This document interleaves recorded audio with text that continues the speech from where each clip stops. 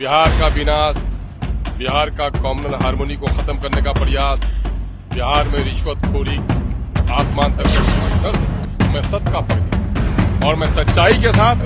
और जो यूपी वाले या महागठबंधन वाले हैं उन्होंने भी मुझे साथ नहीं रखा है, लेकिन मैं मुद्दों के साथ रहता हूँ। मैं किसी का गुलाम नहीं, सच बात बोलने गया है तो उसका बदला लिया जाएगा। कैसे? जैसे उसने थोड़ा जनता को धोखा दिया है, जनता बदला देगी। यकीनन अपने क्षेत्र के मुद्दे उठाऊंगा, बिहार में दलितों के शोषण का मुद्दा उठाऊंगा, नाबालिग बच्ची का रेप हो रहा है, बेटी पढ़ाओ बेटी बचाओ, बेटी की आबरू लूट रही है, ये सारे मुद्दे उठाऊंगा।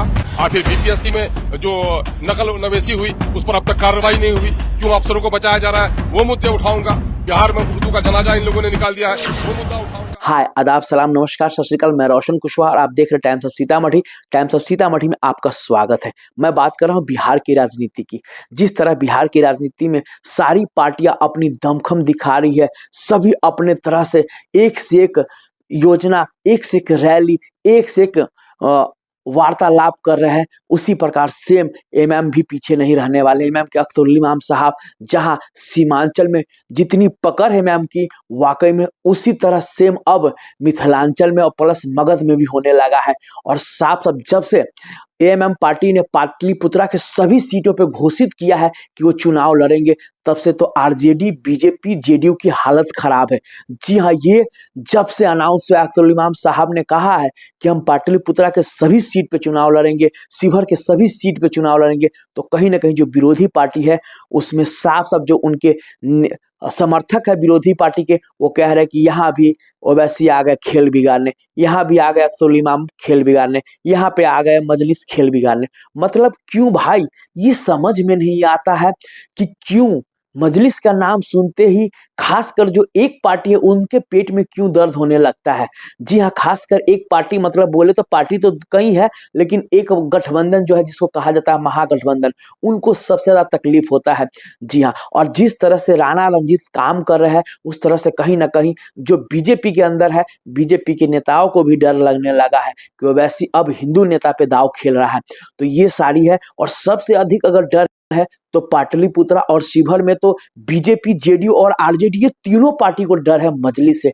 जी हाँ, इसी पे जब अख्तरुल इमाम साहब से हमारे संवाददाता ने बात करने की कोशिश की, तो आइए मैं आपको सुनवाता हूं अख्तरुल इमाम साहब ने क्या कहा। जब हमारे संवाददाता ने, क्योंकि मैं आपको बता दूं बिहार में अभी विधानसभा का सत्र शुरू होने जा रहा है, और उससे पहले हमारे संवाददाता ने अख्तरुल इमाम से पूछा कि सर इस बार का मुद्दा क्या रहेगा। तो साहब कहना, मुद्दा तो इतना है कि मैं जितना सवाल उठाऊंगा उतना दिन तो ताले सत्र ही खत्म हो जाएगा।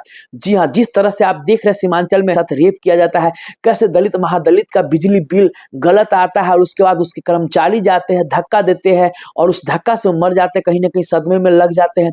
तो आप मतलब साफ साफ अख्तरुल इमाम साहब का कहना है कि इस बार जो मुद्दा है, उसके बाद मेरे संवाददाता ने जिस तरह आपके 4 विधायक को तोड़ लिया गया था आरजेडी द्वारा, आप उसमें क्या, उसने साफ साफ कहा कि भैया उसका भी बदला लेंगे, समय आ रहा है और बहुत जल्द समय है, और उसका बदला ऐसा लेंगे कि फिर कभी जिंदगी में दोबारा किसी विधायक को कोई पार्टी तोड़ने की हिम्मत नहीं करेगा।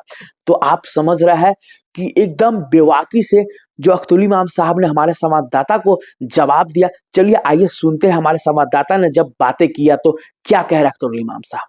बिहार का विनाश, बिहार का कॉमनल हार्मोनी को खत्म करने का प्रयास, बिहार में रिश्वतखोरी आसमान तक पहुंची हुई रिश्वतखोरी और शिक्षा में भ्रष्टाचार, ये सारे मुद्दे हैं। उसमें क्या है, वही बाढ़, वही कटाव, ये सारे मुद्दे हैं बिहार में।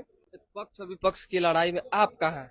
मैं सत्य के साथ हूं, मैं न निष्पक्ष हूं न पक्षधर हूं, मैं सत्य का पक्षधर हूं और मैं सच्चाई के साथ। आप देख रहे होंगे कि एनडीए वालों ने मुझे मैं उनके साथ नहीं हूं, लेकिन उनके शराबबंदी का मैं समर्थन करता हूं। और जो यूपी वाले या महागठबंधन वाले हैं उन्होंने भी मुझे साथ नहीं रखा है, लेकिन मैं मुद्दों के साथ रहता हूं। मैं किसी का गुलाम नहीं, सच बात बोलने के लिए कोई पाबंदी नहीं मुझे। पिछली दफा आपके सारे विधायकों को तोड़ दिया गया, अब तो चुनाव भी सर तोड़ दिया गया है तो उसका बदला लिया जाएगा। क्या? कैसे? जैसे उसने तोड़ा है, जनता को धोखा दिया है, जनता बदला लेगी। यहाँ भेजना का शक्ति न मुद्रा में है, न किसी के खानदान में है, न किसी बाहुबली को है। जनता भेजती है, और जनता के मैंडेट का अगर किसी ने अपमान किया है तो जनता चुन चुन कर बदला लेगी। नीतीश परफेक्ट है या निशांत? अब इसमें से कोई जरूरी नहीं कि दोनों को परफेक्ट किसको कहा जाए, अभी समय बताएगा, तेजस्वी यादव है ना। अब वक्त बताएगा क्या हालात होते हैं। नहीं, क्या हालात होते हैं। कहा जा रहा है कि इस साल में तेजस्वी यादव भी मुख्यमंत्री अब वो आपका विचार हो सकता है, हम अभी देखते हैं आने वाले दिन में क्या क्या रंग बदलता है आसमां, उसके बाद फैसला किया जाएगा। क्षेत्र के मुद्दा आप यकीनन अपने क्षेत्र के मुद्दे उठाऊंगा, बिहार में दलितों के शोषण का मुद्दा उठाऊंगा, नाबालिग बच्ची का रेप हो रहा है, बेटी पढ़ाओ बेटी बचाओ, बेटी की आबरू लूट रही है, ये सारे मुद्दे उठाऊंगा। और फिर बीपीएससी में जो नकल नवेसी हुई उस पर अब तक कार्रवाई नहीं हुई, क्यों अफसरों को बचाया जा रहा है, वो मुद्दे उठाऊंगा।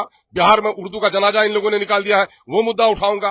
पंचायत के प्रतिनिधियों को अधिकार का हनन हो रहा है, आज तक उसका मानदेय सम्मानजनक तय नहीं हुआ है, वो मुद्दे उठाऊंगा।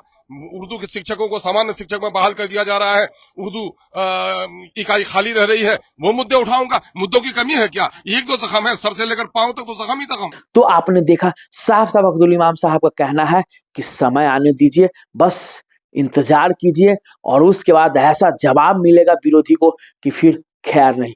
फिलहाल आप लोग का इन पे क्या कहना है, सो आप लोग कमेंट करके जरूर बताएंगे। तब तक के लिए बाय बाय, टेक केयर, देखते रहिए टाइम्स ऑफ सीतामढ़ी।